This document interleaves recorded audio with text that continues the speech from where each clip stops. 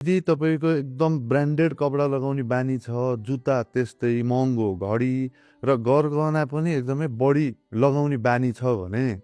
यसले तपाईँको कन्फिडेन्स लो छ, तपाईँको आफूप्रतिको दृष्टिकोण अथवा आफ्नो सेल्फ इमेज चाहिँ अलिकति लो छ भन्ने कुरा देखाउँछ। अझ लगाउने भन्दा पनि कति मान्छेहरूको चाहिँ देखाउने बानी हुन्छ हेर्नु। अब यस्तो किन हुन्छ भन्दाखेरि जब हामीलाई आफूप्रति अलिकति लो फिल हुन्छ नि, आफ्नो लुक्सप्रति होस् अथवा आफ्नो पर्सनालिटीप्रति होस्, आफूमा केही कमी छ, कमजोरी छ भन्ने जब फिल हुन्छ नि, त्यसपछि चाहिँ आफ्नो भ्यालु एड गर्नको लागि, आफ्नो भ्यालु बढाउनको लागि यी महँगो चिजहरूले सजाउने र ढाक्ने गर्छौँ, ताकि बाहिरबाट देख्ने मान्छेले चाहिँ मेरो कमी, मेरो कमजोरी अथवा मेरो इन्सेक्युरिटी नदेखिकन यी सजाएका महँगा चिजहरूबाट मलाई जज गरोस् र राम्रो मानोस् भन्ने एउटा इच्छा हुन्छ।